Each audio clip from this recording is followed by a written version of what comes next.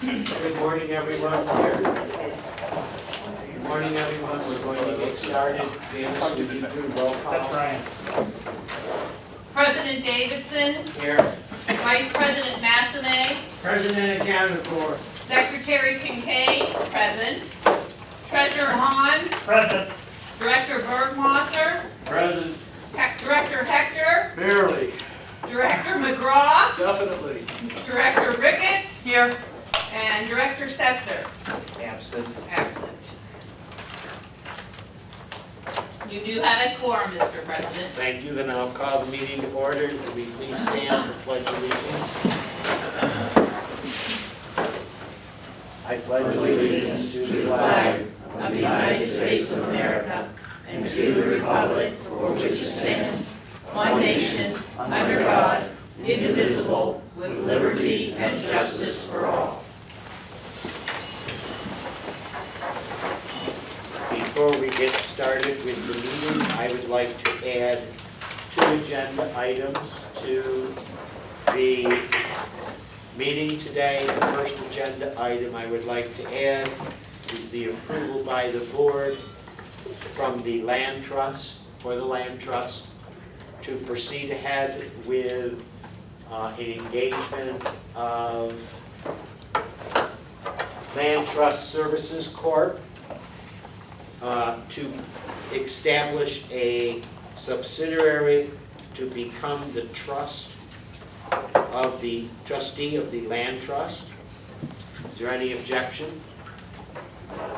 Hearing none, I will add that. And the second thing I would like to add to the agenda is a presentation regarding the 21-22 insurance figures that will be added into the budget, which will be presented at the November 20th meeting.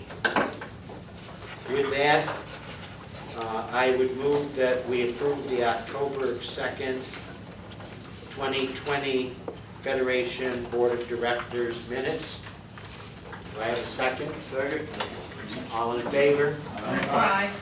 Then the minutes have been approved. We will go into management reports, and I will turn it over to Keith Wilking from the First Service to give his management report.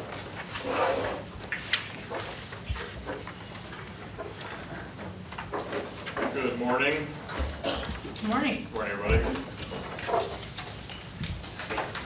Don't usually go first. Again, You're always number one to us, Keith. thank you. Again, this is the First Service report for November 6th. Just a quick note that all Federation directors currently presiding on the board are current owners of their condominium parcels in the district that they represent. Again, our operations under the COVID guidelines, we are still open in the lobby and still following the same restrictions and protocols for the last couple of months. So we'll be continuing with those. And as we get more information, we'll present it to the board. Just a couple office administration statistics for the month of October.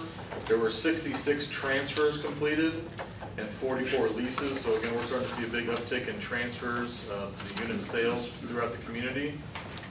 We took approximately 3,500 phone calls, had 770 pest control appointments booked. We had almost 800 walk-ins to the lobby. We did 46 new homeowner orientations. We submitted 74 requests for alterations and only issued 33 violations throughout the community, and we drew up 13 new contracts with the associations. Annual meetings. Again, the first notice of annual meetings have started to be mailed out, so each of your associations will start seeing those first 60-day notices with obviously the meeting date, the location, and the time, as well as the notice of candidacies if you'd like to run for your board of directors for your specific association. So keep an eye on your mail there. They're going to start trickling in over the next couple of weeks and months.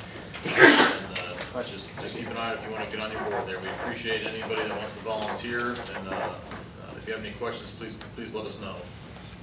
Budgets. We are finalizing the first drafts of the budgets for all the associations. The budgets will be available for pickup inside the First Service office starting at 10 a.m. on Tuesday, November 17th. So again, Tuesday, November 17th, starting at 10 a.m. All the presidents or treasurers can come pick up and sign for their first draft budgets. And we're asking that you get with your boards, you get with your CAM, myself, and Debbie Lauber to review your budgets and make any changes, and have those signed and returned to First Service by the end of the day on December 9th. Again, we're trying to get those in and then re-sent out for your second annual meeting notices. And a quick note, we are going to be doing the annual budget presentation a little bit differently this year. It's going to be on November 20th inside the Veterans Theater, and we're going to try to set up 4 different presentation time slots just due to the current COVID guidelines. So right now we have set up for 4 meetings. We e-blasted that out last week, and we're looking for people to RSVP and give us your time slots or your preferred time slots. And then we're going to punch you guys in there, and then we'll let everybody know when their time slot is officially. So again, if you haven't signed up for that, please email Mabel directly to RSVP, and we'll get you booked in on one of the time slots. Adam with the USI Insurance is here today, so I won't touch too much on insurance. He's going to go over some of the budget figures and a little presentation he has for the board. Pest control contracts, we are starting to see people come back, and the pest control service calls are increasing, but we're still inside the 3-day appointment window, so everything is running pretty smoothly there. Community Promotions Committee, they are working hard to revamp the main website. They had 5 vendors contacted with a new RFP. They've narrowed their search down to 2 vendors, and they are going to be doing in-person meetings with those 2 vendors today and on Monday. So they're going to be narrowing that down, and they'll be presenting to the board their proposal, I believe maybe as early as next month. Landscaping, just a quick announcement that Brian Ward did officially obtain his FNGLA horticulture certification with the state of Florida, and his urban forestry certification as well last month. So something that he wanted to do as he came back to Florida. Brian has both of those now, just added value for his knowledge and for the community. So we're excited that Brian accomplished those, and look forward to his continued success. The next semi-annual landscaping surveys was recently sent out to all the sections. Those review meetings will be held on Friday, November 13th. Again, we're going to send out another reminder, but Section 1, which is Brightview Landscaping, will be at 9:30 to 10:15. Section 3 is Russell's Landscaping from 10:15 to 11. And Sections 2 and 4 Landscaping with Down to Earth will be 11 to 11:45. Again, if you're interested in coming down and reviewing the surveys and asking any questions or providing any feedback or comments, we'll welcome you in the North Clubhouse card room for your section's time. Space will be limited if we have an influx of residents. Just a quick note that the OLM inspections for November will now be the 16th, 17th, and 18th of November due to the Thanksgiving holiday week, so it got moved up a few days. So just please note that. The palm and oak tree, the palm tree trimming is in its 2nd cycle. They started at the beginning of October, and there's only 24 associations left to complete. So if any POCs or presidents have any issues, please send those work orders in to First Service, and we'll get them on the list for Ryan to check out as they start to wind down on the 2nd cycle. The mulch, all the mulch has been installed. I think there's only one last order that they should be delivering today and putting down. So they are wrapping up with that. When First Service and the Landscape Committee is formulating a mulch survey that's going to be going out. And this is just really to help us get additional feedback. We kind of know some of the areas that need improvement, and we're looking to get some feedback from the folks, from the residents to help with that and to improve that process for next year.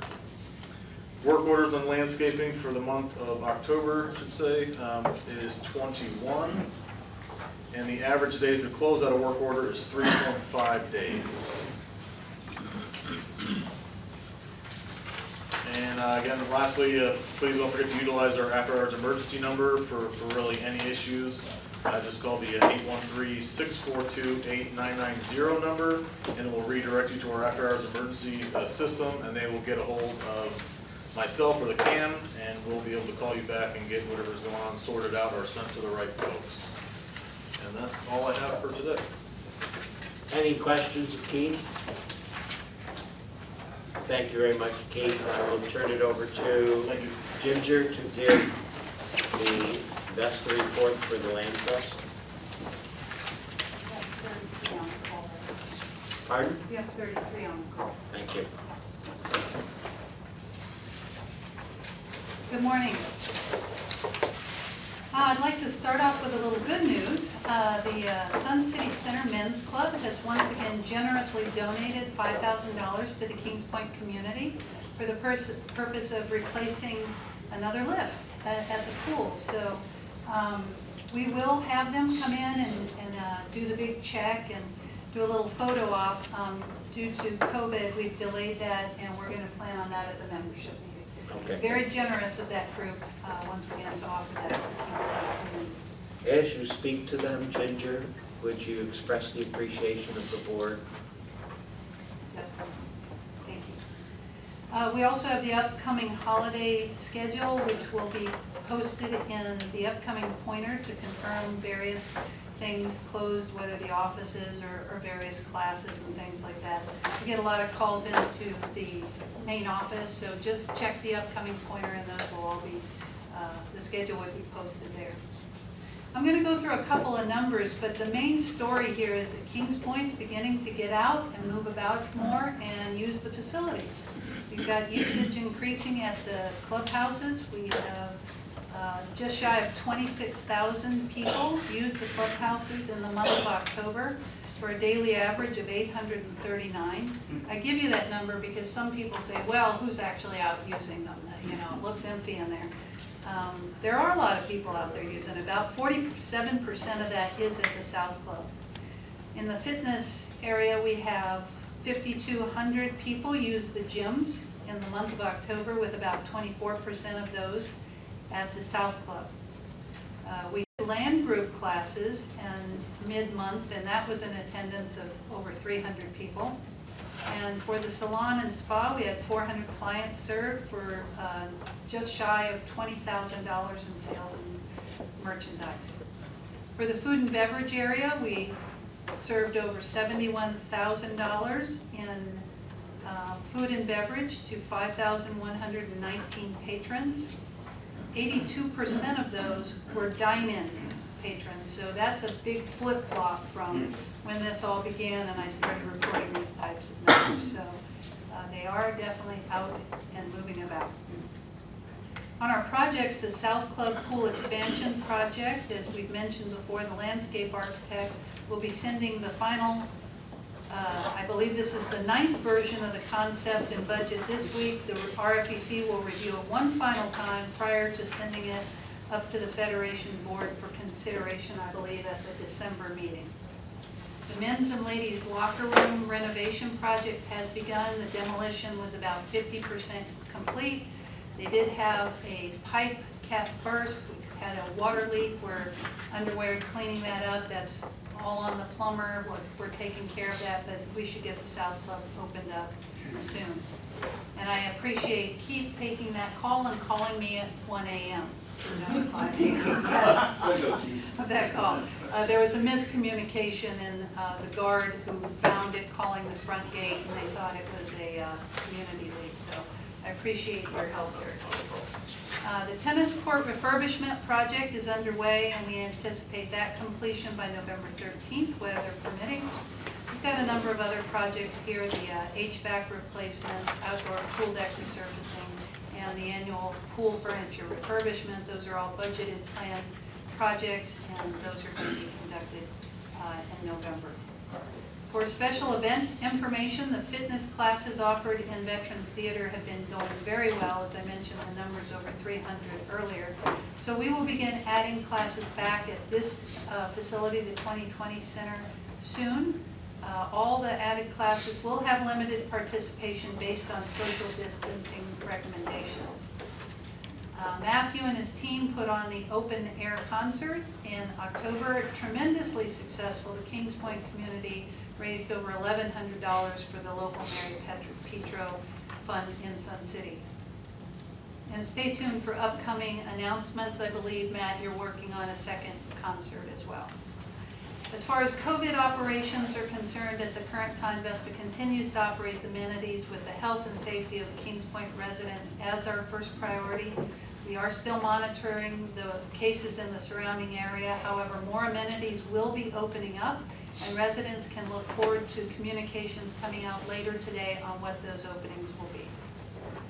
For the tram services, again, we see increases, 13% increase in mileage with an 18% increase in ridership in October over the prior month.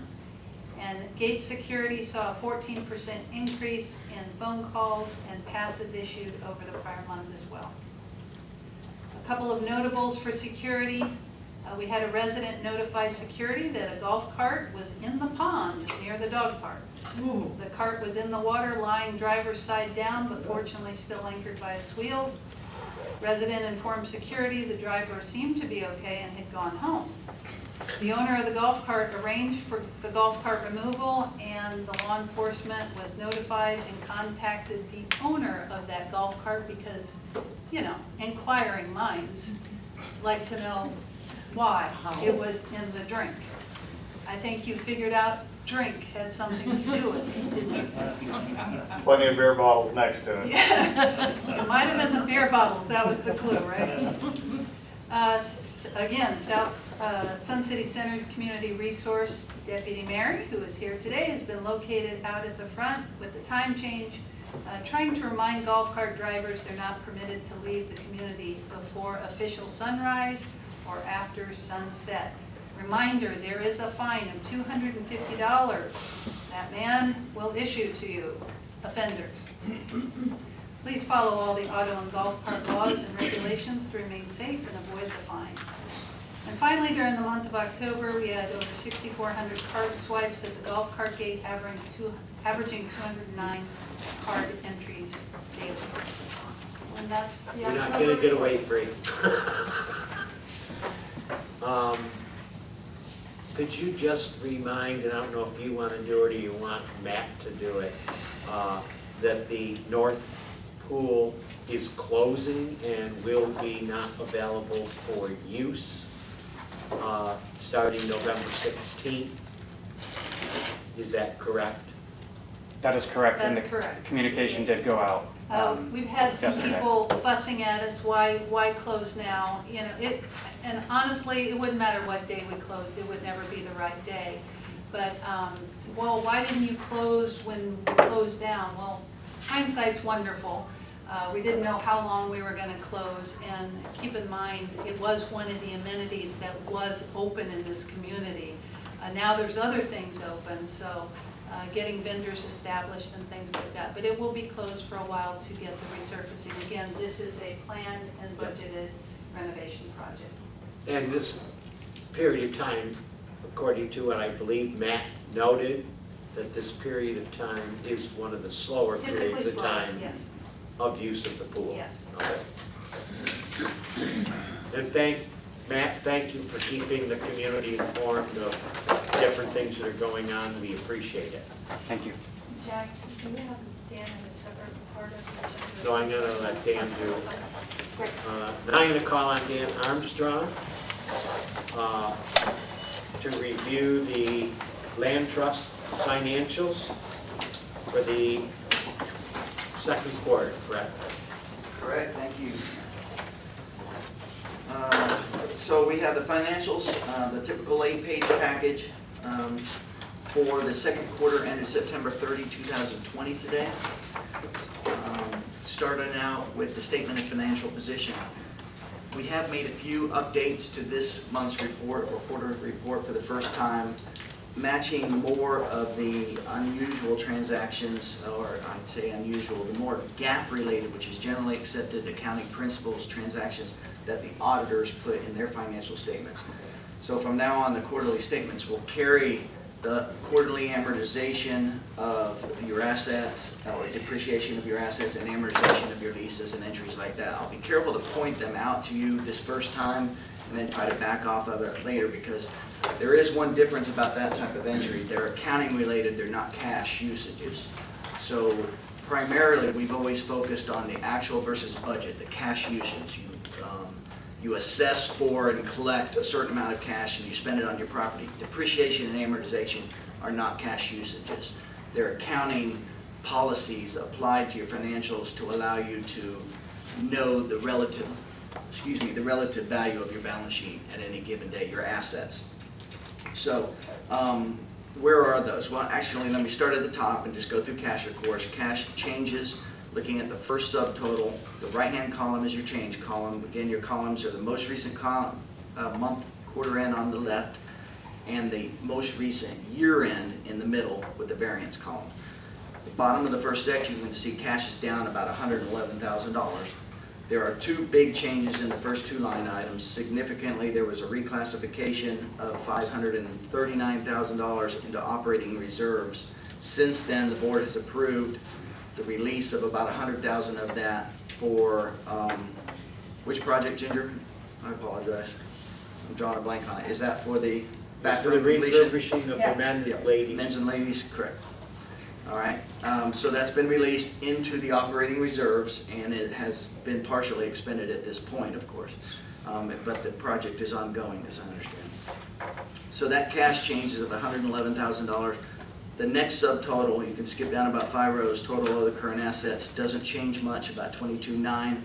This section in the fourth line, of course, carries that prepaid insurance line item. You can see the balance in the left-hand column is much larger than the balance in the middle column, because we prepay an annual policy every April 30th, and therefore there's a lot left at September 30th, but there's not much left on March 30th, so that's why the number's significantly bigger. In your next section, the fixed assets, traditionally I've always said there's no changes here at all quarterly, because we don't capitalize assets as we go during the year. We wait until collaboration with the auditors at the end of the year. The first part of that sentence has held true. We're not going to capitalize. That way your actual versus budgets have real meaning on that line item, the replacement line item, which we'll get to in a minute. But the accumulated depreciation will be booked on a quarterly basis now. So you can see the left-hand column is more negative than the middle column. Can I That's interrupt because- you yes, for sir. 1 minute? Would people on the phone please mute your phone by pressing *6? If someone is not muted, and everybody should be able to hear Dan's presentation. So if you'd please mute your phone by hitting *6, I'd appreciate it. Thank you, Thanks, Mr. Dan. President. The last line item will be changing now on a quarterly basis by the quarterly amortization, which is based off of the budget. Well, it's not a budgeted item because it's not cash-based again, but it's based off the most recent financial year, and we'll be booking an estimate of depreciation all through the year and then truing it up during the audit at the end of each fiscal year. The last section before the break, the big break for total assets, is the long-term leases. We've added the breakout of the accumulated amortization. So now you can see the original value in a row, less the accumulated amortization, which will change quarterly, and then the net value. Traditionally, or in the past, we've just been showing the net. And when the auditors presented them both, we decided that that was a better presentation. Okay? Going on down, your total liabilities. You can see that first section changes by just $1,200, which is a very small amount on a $1.7 million balance. So very little variation between the year end and this recent quarter as far as your current term liabilities. Your long-term liabilities, on the other hand, have gone down by 6 monthly payments. So you can see the first line item goes down by $750,000. Then the current portion, this is the first time also we're breaking out the current portion of the long-term debt. So that, I'm talking about the middle section of the bottom half of the page, less current portion of LTD, that's long-term debt. That is a subtraction so that you can then present it separately in the current section above it. So you can see that that negative number and the positive number, which is the last row of the section above it, agree. So it's just a transfer from one place on the balance sheet to the other, representing that of your total long-term debt of $55 million and 13, 1.4 million is, and it moves it up to that next section. Okay, so it's a better presentation overall to let you see how much of our total obligations we will be paying in the next 12 months as of any given date. Okay, so that's what that line item does, and then the next negative number, less deferred long-term cost asset, is the amortization of the original closing costs from the last refinance that we're dealing with. We will be posting amortization of that quarterly now also. Going on down, your total net assets section shows both the all prior year accumulated net assets and the change in net assets for the year with the subtotal there. And of course, the bottom section, or the bottom half of the page, agrees to the subtotal in the middle of the page. That's why I call it a balance sheet. All right? Now I'll pick it up, I promise. Sorry for all that detail. The statement of financial position by segment is on page 2. This page, of course, just presents all of your profit centers, all of your departments or business units. Left to right, trust, rec area, security, transportation, and elimination column to get rid of the intercompany stuff, and then a total column. That total column agrees to the left-hand column on the page that we just left. All right? So there you can get into a little detail should you want to. Now, this is the big news. The consolidated, page 3 of 8, by the way, the statement of cash activities, otherwise known as a P&L, for the 6 months ended 9/30/20 in the left-hand column. The middle column now is the budget. So no longer a prior year comparison. You're comparing to the budget and how we're doing against the budget on a consolidated basis. So let's take a look at it. The first section, total revenues, right-hand column shows you a negative $657,000. Right off the bat, that doesn't look good. That means there is a negative variance of $657,000 in total revenue coming in the door through 6 months for the trust. To the budget. To the budget, that's correct. Now, let's compare that to how we did on operating expense. The next subtotal, big bold capital letters, says total operating expenses. Right-hand column shows you that we saved $569,000 from what was budgeted. That sounds like a good number, but remember, there were $657,000 of revenues that did not come in the door. So overall, COVID and the closures and the decrease of activity has brought in a negative $88,000, jumping down one line, $87,911 through 6 months from operations. To budget. To budget, correct. I'm going to get you to say that all the time. Say it It's to budget. All right. So the next section is your other income and expenses. Generally, you can look through the items. It's your debt service management fees. For the first time, this section will include depreciation and amortization expenses. Okay? So it comes to a big negative number. The next big subtotal, change in net assets. Look at the left-hand column and see the words change in net assets. That agrees to general accepted accounting principles net income in the not-for-profit world. $430,841 loss for the quarter. Now compare that to what was budgeted in the middle column, $332, renders a $98,000 or $99,000 deficit to budget in the right-hand column. I remembered once. Let's see if we keep getting it.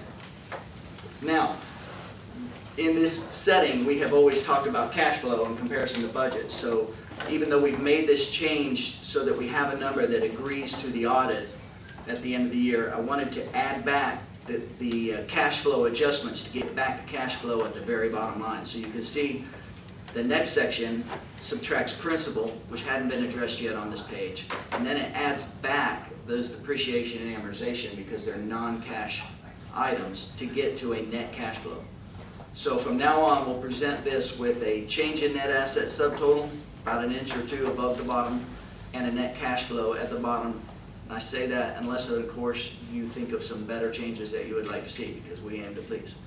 But I like this as a combination of what the auditors present and what we've traditionally presented, and think it brings a nice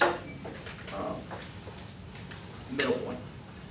So, Before you go yes, sir. on, because I see you changing your page.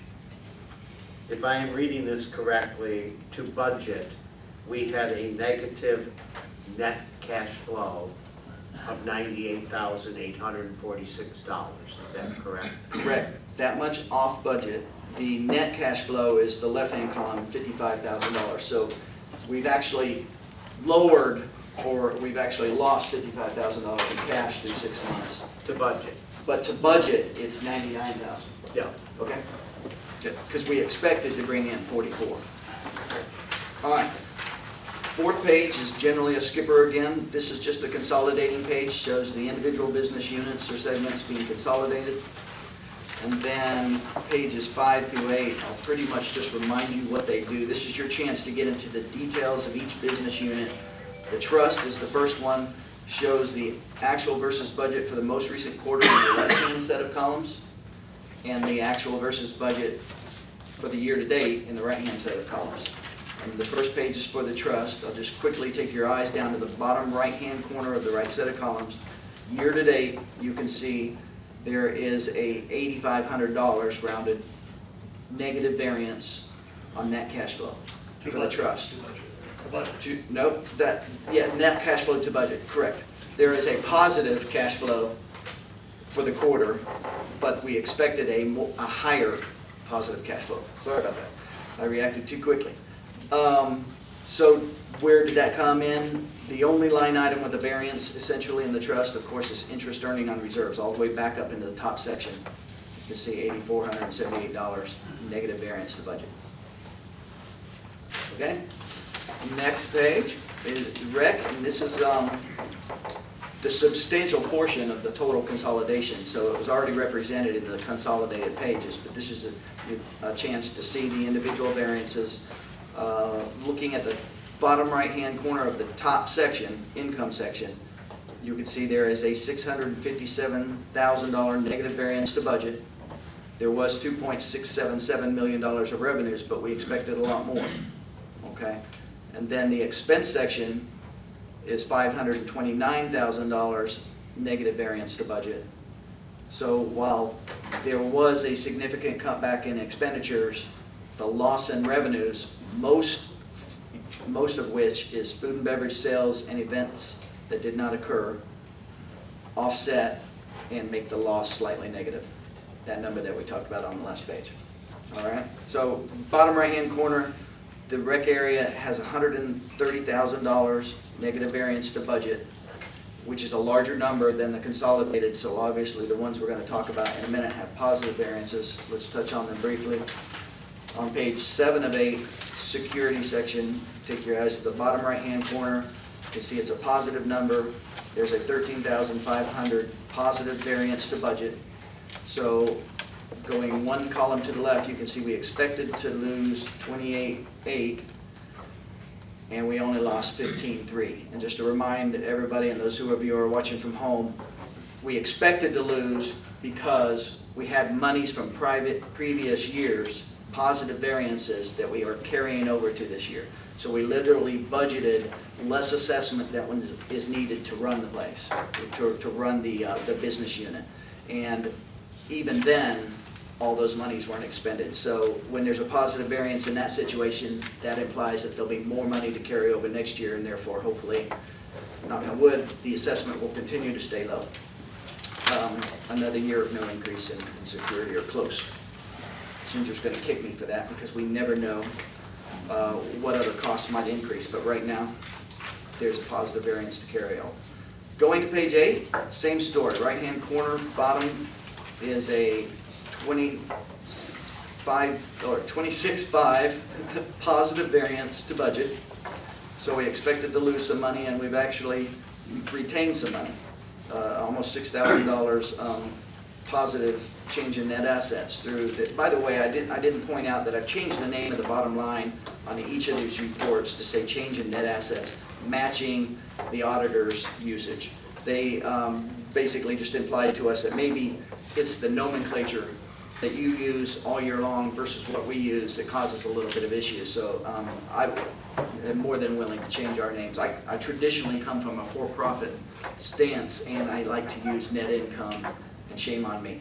So we're going to use change in net assets from now. So variances that make up that $26,000 positive variance, you can see most of it's in the employee wages and benefits. Transportation, of course, is the one area that's probably been affected the most as far as being a little bit shut down. And therefore, there's some labor savings there. There's a large savings in the vehicle fuel area, and repairs and maintenance, and some other administrative expenses. So that is the summation of that page. Any questions? Boards have any questions? Thank you for confusing us entirely, Dan. We appreciate it. For the members of the Federation, I have asked Dan to redo the presentation on November 20th at the membership meeting. So we'll all get a second chance of trying to be put to sleep or totally confused. But Dan, I appreciate you coming back on the 20th to redo that report. We'll now go to committee reports, and I will start with Dave McGraw. Nothing to report. Dan. The Contracts Committee has successfully negotiated with Vesta for a future contract, and we'll be discussing that a little later in the meeting. Anything else? No, not at this time. Dave, I want to go back to you. You are working with Down to Earth on their Section 2 and Section 4 contracts, correct? We are working with Down to Earth, and currently Keith, after he gets through the budget process, will provide us with a red line of both contract changes that we're going to submit to the contract committee. Okay. Noreen, anything? Nope, nothing to report. Doug, anything? We are Gonna have to speak real loud. we are having to look at palm maintenance and the contract we currently have to see if we can enhance it some. We had a meeting earlier this week on the subject. There's more to come. The committee's working on it. We'll have more news perhaps in a month or two. That's it. Doug, thank you for picking up. I appreciate, and I know the board appreciates you picking up being chair of the Palm and Tree Committee and working on this. And Dave, thanks you. I know Dave very much appreciates it, and his wife even appreciates it more. Rick? Thanks to Keith, he gave the update on the website business. I appreciate that, Keith. You got it off early. Thank you.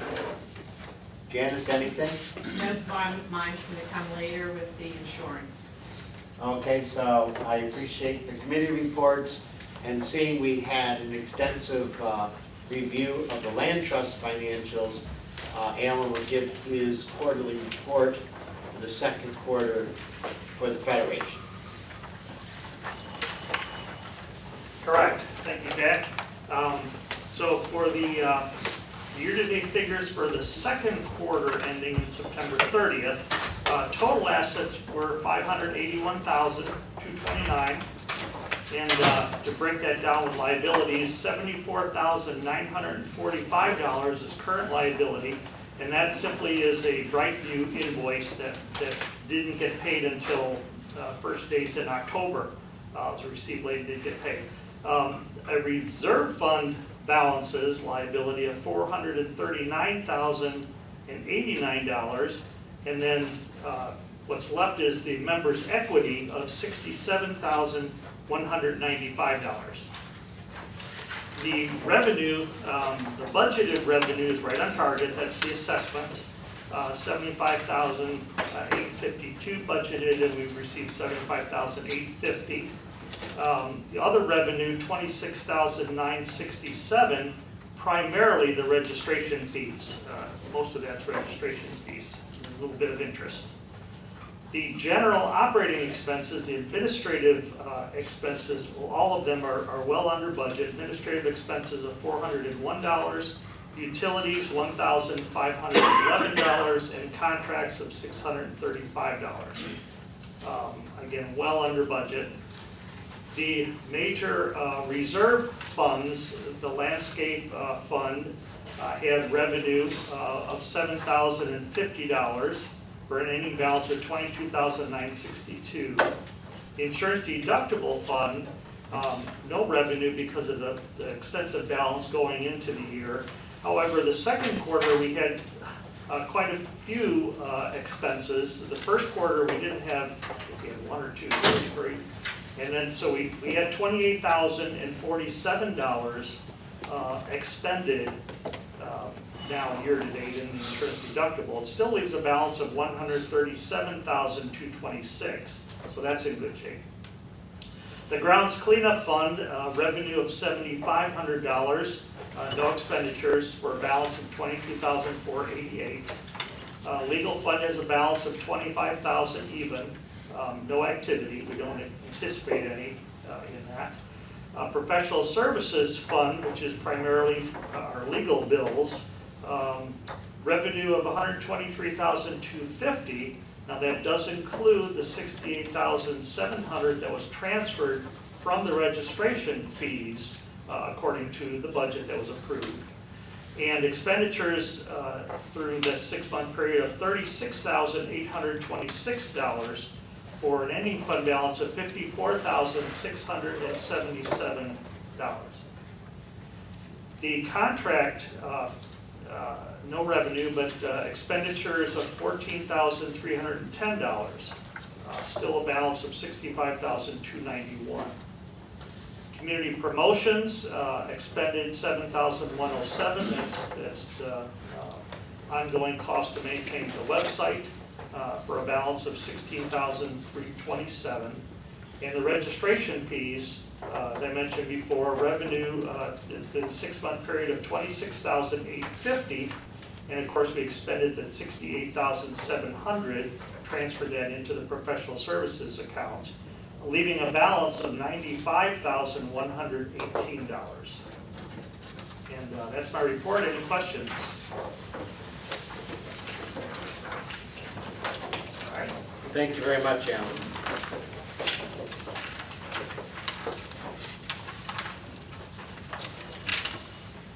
That brings it up to me now to the President's report. For all those in attendance on the phone, when you get the notice for the membership meeting on November 20th, please pay attention to the time of the start of the meeting. It will be moved up to 9 a.m. The reason we are moving the meeting to start earlier is because on November 20th, in the Veterans Theater, as mentioned by Keith, there will be budget review meetings, so all the members will have an opportunity to get information from Keith on the budget, to hear from the insurance committee on the proposed insurance for 21-22, and we want to make sure there is sufficient time because the first meeting starts at 11 a.m. So we will try to do that meeting, the membership meeting, rather quickly so people can attend the budget meetings. As Keith noted, there are 4 separate meetings. If the demand is greater than accommodating those 4 separate meetings, arrangements have been made for the presenters of the meeting to reconvene those budget meetings on the following Monday. But we will see how it goes. Hopefully we can accommodate everybody with the limitation of 50 people in the room with those 4 meetings. There's a couple things I would like to say. The board members are board members. They operate as a board. They also have a life. They also are property owners, and they have a right to their own personal opinions. I know that some people may not have liked comments that have been put on next door by a board member, but in his comments, he made it very clear that he was speaking as a unit owner that owns numerous properties, that he was not speaking as a Federation board member. And I understand people may not believe that the Federation board members have their own lives and their own personal opinions, but they do have a right to voice those to the community in whatever manner they may see fit to do.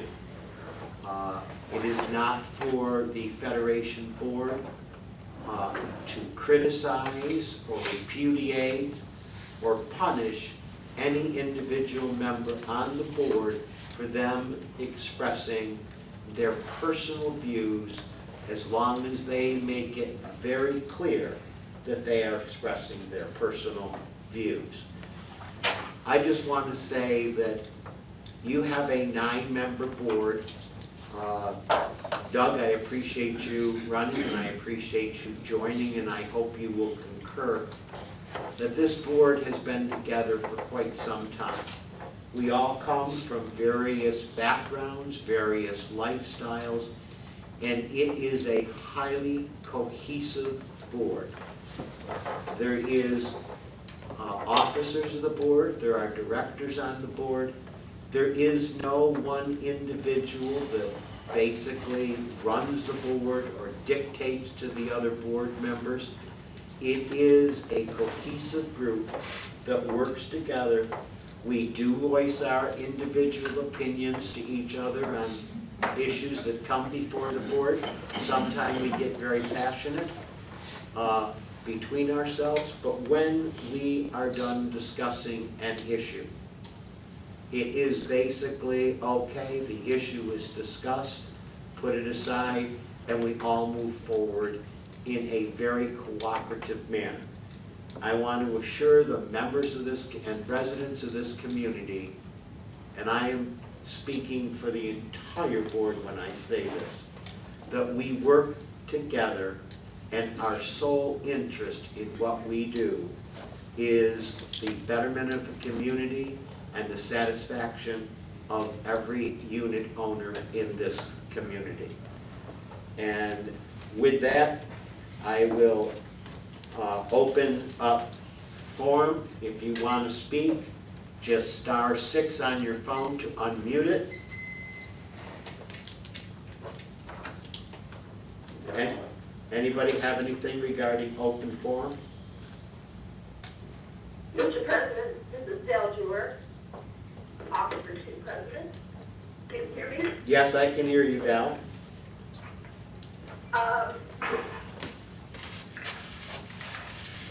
During the week, this week, when we're all probably walking around laughing sleep as we're waiting anxiously on the outcome of our election, I thought it would be a good thing to hear something positive going on in our community. So I wanted to take this time to thank each of you for your part in keeping us, the members of the Federation, well informed on what's going on in our community and not having to hear what you're doing 48 hours later.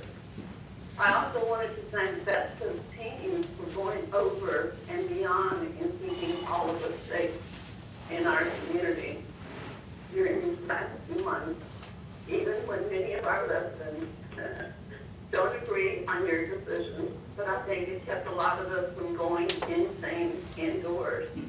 And to, of course, our management team keeps in line for all they've been doing in our community. We don't always agree on what the Federation is doing, but I'm thankful my peers will join me for continuing to hold meetings even though we aren't seeing each other's lovely faces.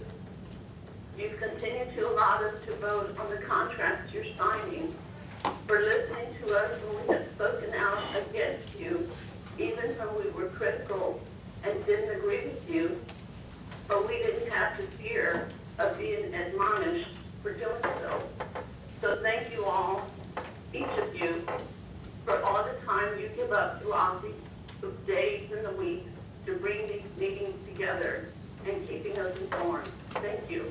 Thank you, Del, and I would only add to you, I appreciate your comments to Vesta and to Keith and Ryan, but I would just like to add to your comments the appreciation the board has for the work Ma Bell has put into arranging our meetings, getting the mailings out with proxies, getting the ballots out for the District 8 directorship.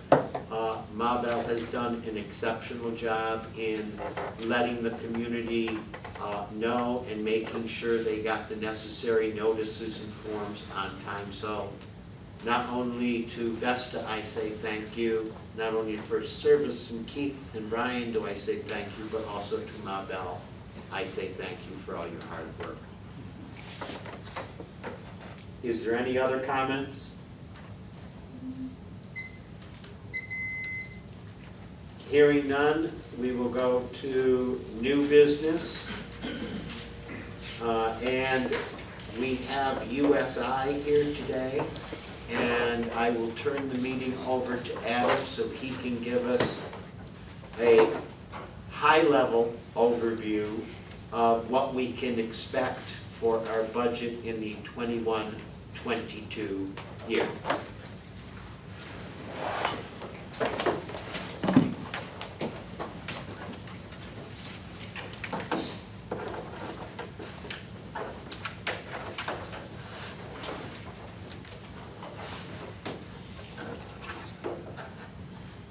Thank you, Mr. President. My name is Adam Lopez, and I work for USI Insurance Services. I run the condo division for the west coast of Florida, and we are your insurance professional and advocate for not only placing coverages and evaluating claims, but also bidding out your coverage to all the carriers out there. Janice and the insurance committee have been working very hard all together to come up with a budget for this year, for 2021 to 2022's insurance program. Obviously, there is market conditions that are causing rates to go up. As you can see, we're into a storm called ETA now, ETA, which is unheard of, more storms this year than we've ever seen in the history of Florida. And just be careful because ETA is supposed to be heading our way here sometime next week, so hopefully we'll keep an eye on that. As far as insurance budget is concerned, this is just an estimate. We don't know, won't have exact numbers till March, but so we kind of look in our crystal ball to come up with a best estimate of what we can anticipate when we do bid out your account for the April renewal. Last year we were new to your account, and we came in with a budget estimate of a 20% increase, but through some hard work with the Finance Committee, the Insurance Committee, and the Federation's Board, we were able to bring that down to only about a 10 to 12% increase. This year, in front of you board members, we have a budget.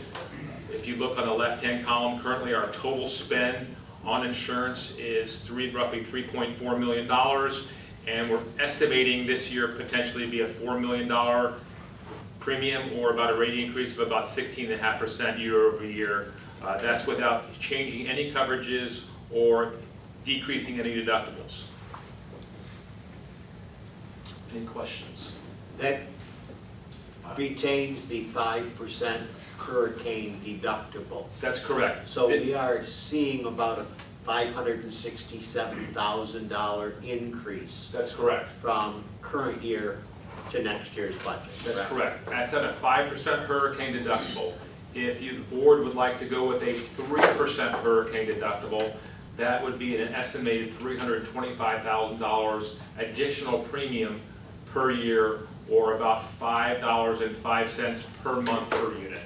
Averaged. average. Board have any questions? I think we should remind the unit owners that Gotta speak up, Doug, so they can hear you.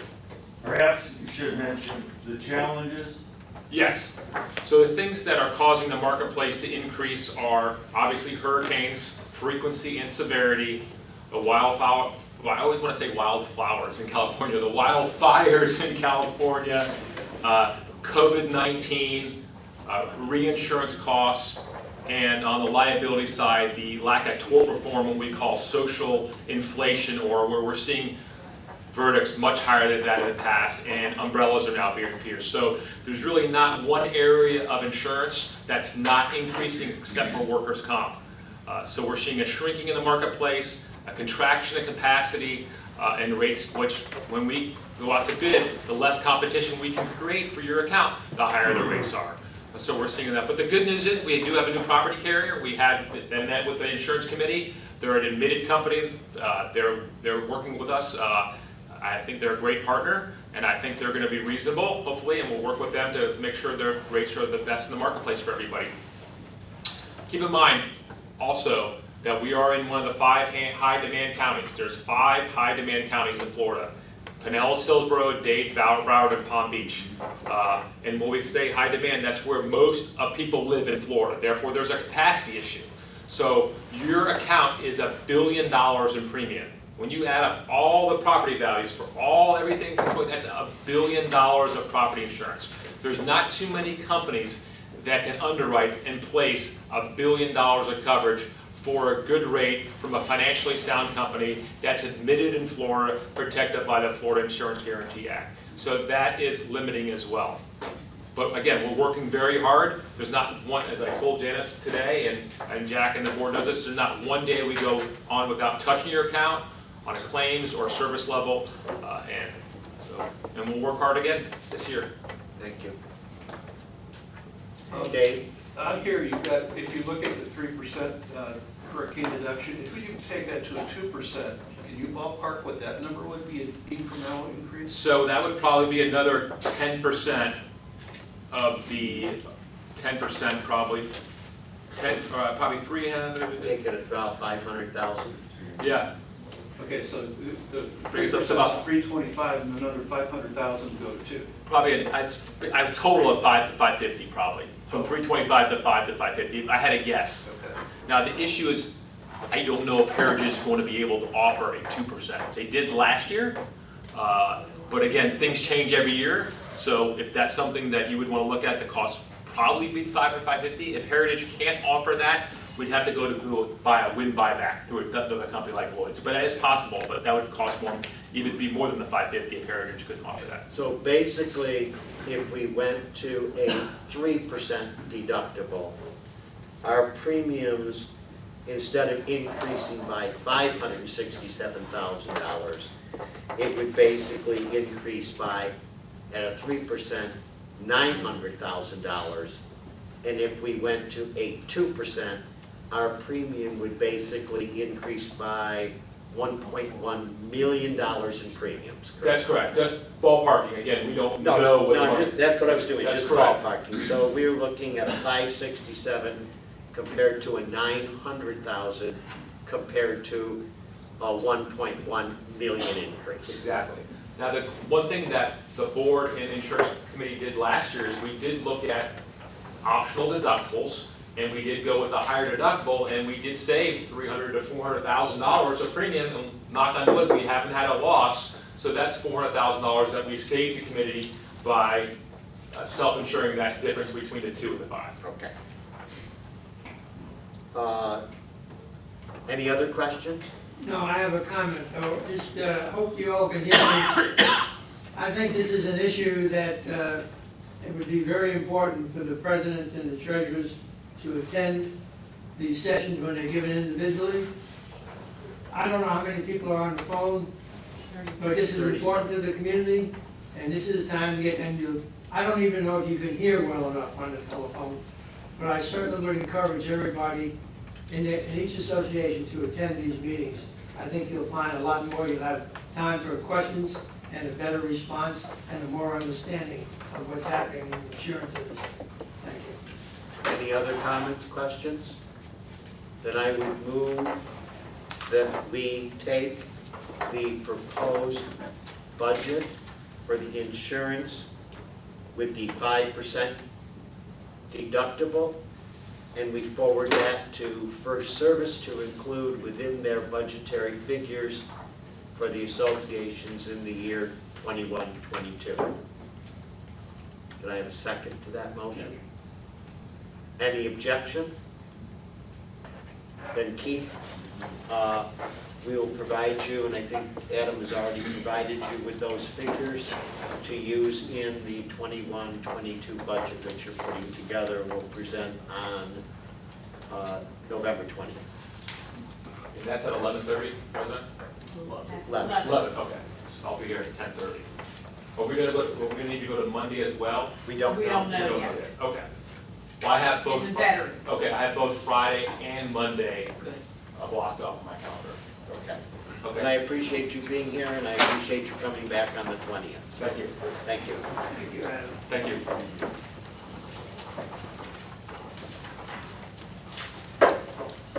Before I go to Dan, I'm going to do the trustee issue.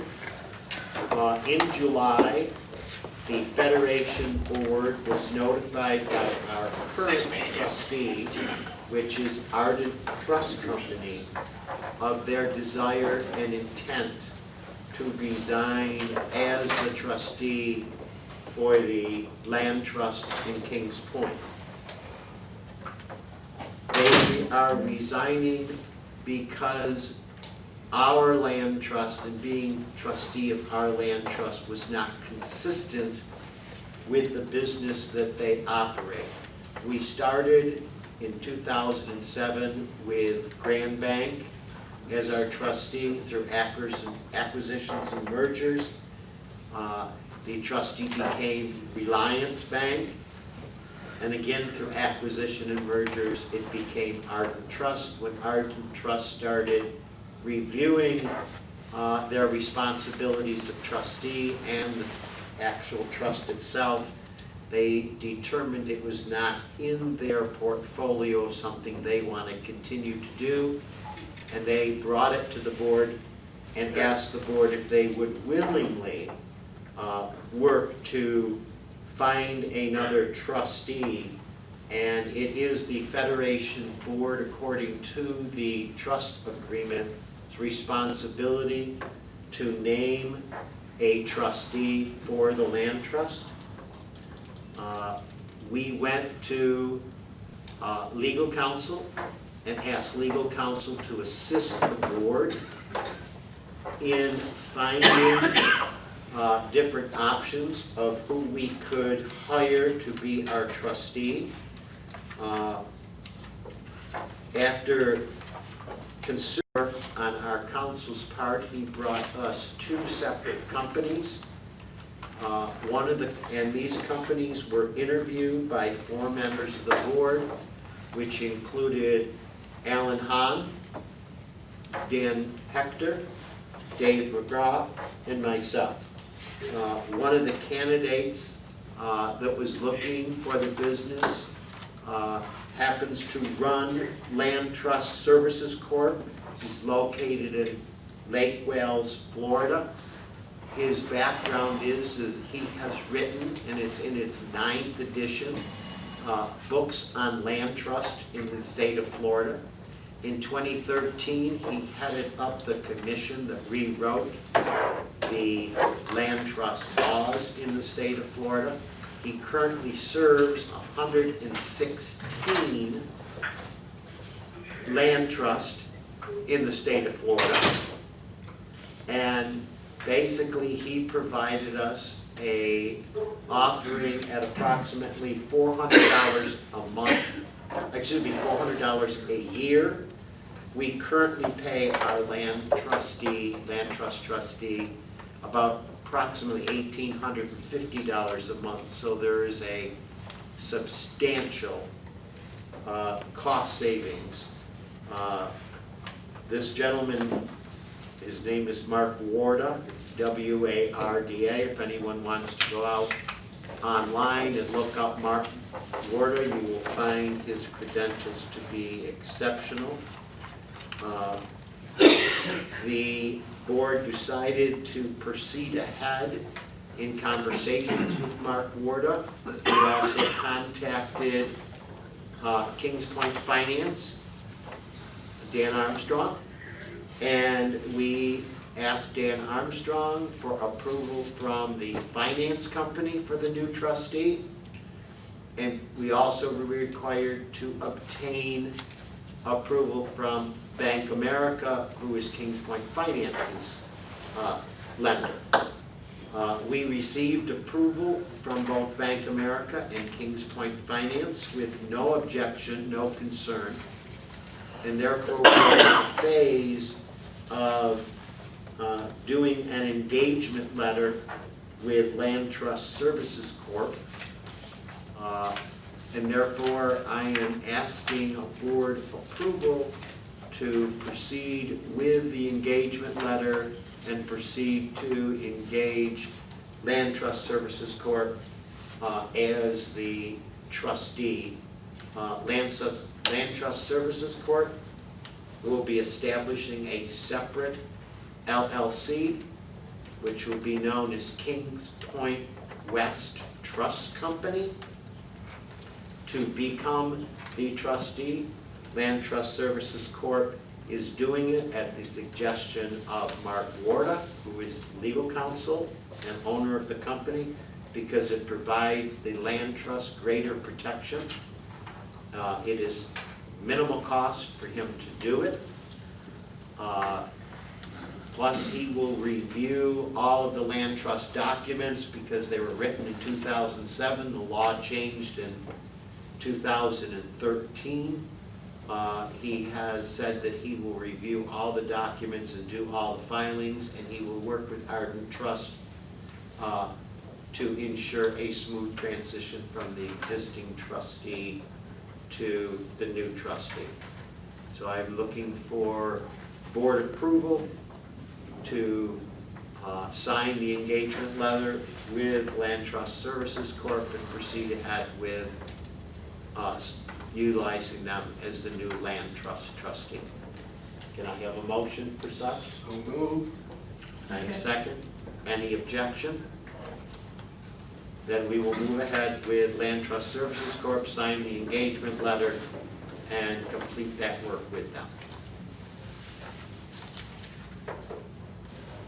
I will turn it over then to Dan regarding the land trust management contract with Vesta.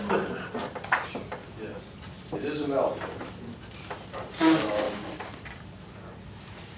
I'm going to take a couple minutes. I got to ask for your indulgence in not being extemporaneous. I wrote a lot of this down because my right brain and my left brain sometimes fight with each other to find the right word, which leaves me standing still in You have two brains? the period. Yes, I That's did. surprising. My right one and the left one. So, and quite frankly, I'm old as dirt, and sometimes I just forget what I want to say. So, here goes. I come before the board as chair of the Contracts Committee to present for your consideration and approval an instrument in the form of a contract between the Sun City Center West Land Trust, a Florida Land Trust, and Vesta Property Services Incorporated. Negotiated on behalf of the Sun City West Land Trust, a Florida Land Trust, as required by the trust documents and the Federation of Kings Point Associations Incorporated bylaws. The contract committee consists of me, Dan Hector, a director of the board, as chair, and three knowledgeable experts from within the community, Mr. Jorge Baez, Mr. Jose Vega, and Mr. Chris Robinson.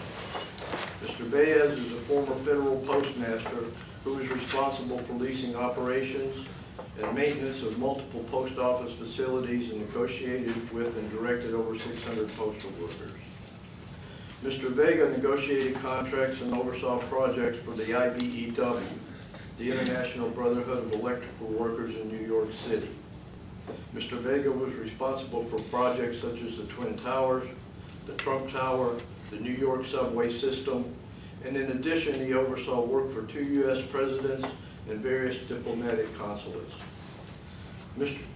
Chris Robinson was a union negotiator for the Machinists Union working with Northwest Airlines. As an aside, Mr. Robinson is standing for election to the Master Board. From my experience and knowledge of him, I encourage any association president who does not yet cast their ballot to do so for Chris Robinson. He will best represent the Kings Point community on the Master Board. But I digress. The committee, and let me say, these guys are tough, and they don't miss a thing. We went through the prior contract line by line and had robust conversation in considering the purpose and need for each clause and all potential changes as content and language. We also agreed there were items not in the prior contract that needed to be added to the one we were developing. We created prioritized lists of items to discuss with Vesta, and at the first meeting, we listened as we asked Vesta to explain their history on the property, the evaluation of the current contract, and what was important to them culturally as part of the community as well as contractually. This provided us with a wealth of information and a perspective for actual negotiations. Each of you has been given a copy of the contract, but as a way of a reminder and as a means to read into the record of these proceedings, I want to take a moment to present a few of the changes and restatements agreed upon by Vesta and the contract committee. This contract will be a 4-year contract beginning April 1, 2021. In the first year of the contract, there will be no increase in management fees. They will be the same as they are this current year. In year 2, there will be an increase of 1%, year 3, 1.5%, and year 4, 2%. The board is not involved in daily process of managing and operation of recreational facilities and other activities. However, this contract codifies that the board has oversight of the management company's financial and managerial activities. As part of that oversight, excuse me, all projects over $50,000 must now be sent out as a request for proposal, and when they come back, all of those proposals must be ranked and presented to the board. The board will approve all aspects of any of those projects. The board has been adamant about providing greater transparency to the community. As a result, the board determined that all board and membership meetings are to be recorded, audio and video, as is going on right now. There's now a clause in the contract requiring Vesta to record the video and audio of every meeting of the board and membership. These will be maintained in an archive. Additionally, should the property manager leave the position of the board, their position, the board shall have an opportunity to interview and approve the replacement. So, with that, at this time, I make a motion that the Federation of Kings Point Association Board of Directors, on behalf of the Sun City West Land Trust, of Florida Land Trust, as required by the Land Trust documents, and the Federation of Kings Point Associations Incorporated bylaws, on this day, November 6, 2020, approve this contract by and between the Sun City West Land Trust, of Florida Land Trust, and Vesta Property Services Incorporated, which will commence on the first day of April 2021 and conclude on the 31st day of March 2025, unless extended by mutual agreement of the parties thereto. May I have a second? Second. Any discussion? I do have a couple items. One of the things which, in reviewing the new contract, is that Vesta has had a profit sharing in the new contract. Yes. What happened to that profit sharing? That was in my notes. I skipped over for brevity. In the prior contract, contract, there were special projects that were brought to the community by Vesta. Lottery ticket sales, ATM machines for both clubhouses, and electric services savings project. These projects had a revenue sharing component which lasted for several years. That revenue sharing has been sunset and no longer exists. This changes a savings of approximately $10,000 per year to the community. There is a clause in the new contract which allows Vesta to bring forth new projects which may be presented to the RFEC and to the board for review. And the board must approve any of those projects going forward. So those have all been sunset and they no longer exist as revenue sharing items. And we have validated through the land trust agreement that it is the Federation that approves this contract on behalf of the land trust. Am I correct? Yes, that's true. Okay. Because of the land trust documents and the bylaws, we negotiate on behalf of the land trust. And there is no This is a land requirement. trust document. It's a function of the land trust and does not require approval of the residents. Okay, and now you made me forget what I was going to say, Dan, but that's okay. I'd like to say too that in this contract, there's new language that requires the employees of Vesta to provide due diligence and perform any and all fiduciary responsibilities, always acting in the best interest of the land trust and the Kings Point community. Management will make a diligent effort to obtain the best pricing available with all factors considered. This has been a practice, but has never been codified and is now being codified in this contract. Thank you, because now I remember what I was going to ask you.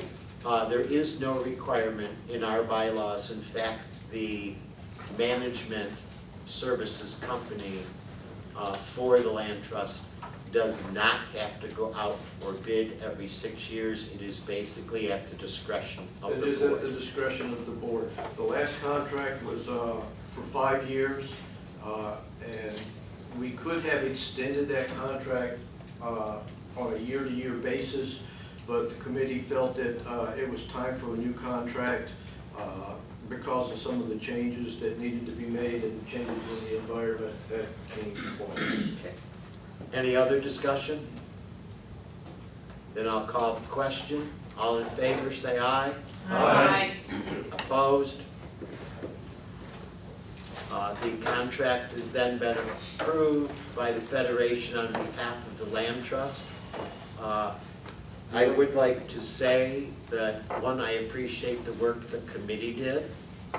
I know it was not easy, but in addition, I would like to thank Ginger and Vesta for the willingness to open the contract in a very amicable manner and negotiate changes in the contract.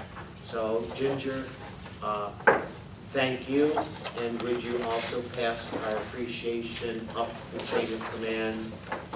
As you know, the board had the opportunity to meet with David Surface, who is now the CEO of Vesta, and I did want to express our appreciation up to him, and we look forward to another 4 years of exceptional service out of your company. Thank you. Now, I would like to add my thanks and congratulations to Vesta. As Jack said, our primary focus in the committee was to be fair and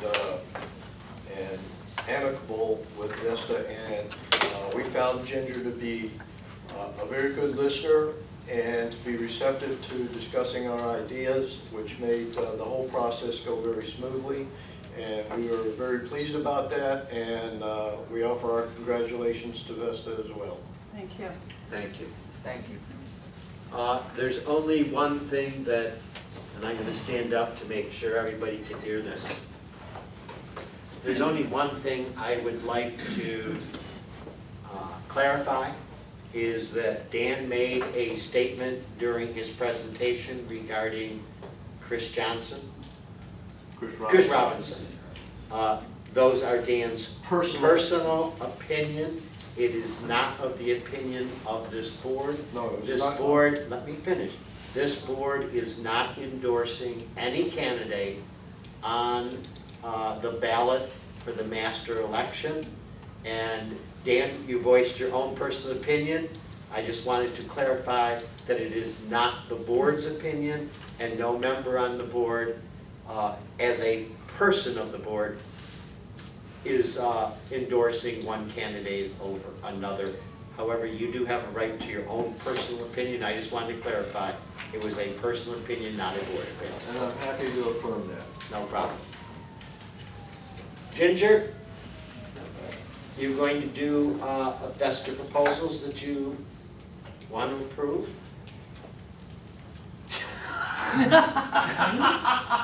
Cool. Projects? The projects that you wanted the board to approve? That's December's meeting. Okay. The RFC has to approve it first. Okay, so you want to wait till the We'll next? table Yes, that. please. That's what I mentioned in my report. Motion to table. Can't table it. We will remove it from the agenda. Because you tabled, you got to bring it up right away. So, Yeah. They informally approved it. It has to officially be approved at the RFC meeting. So we'll okay, bring we it can, before the we'll just, December we meeting. will just postpone Yeah, this till sorry for the next confusion, meeting. yes. Therefore, I will, and I'm really sorry that Officer Mary left, because I wanted to express the board's appreciation to him for all he does for this community as the community resources officer. I know he is an integral part of when Vesta has issues, of working through those issues with Vesta. So would you let him know that the Definitely. board expressed our appreciation to Officer Mary? And we will be doing something in the near future as a token of the community's appreciation Nice. to Officer Mary for what we Great. have done. Jack, can I recommend that you as the president send a letter to the sheriff in regards to our We appreciation? can, I'll have Ginger write the letter and I will sign it. Without that, I will open up for good and welfare. If you have a good and welfare announcement, if you would *6 and unmute your phone.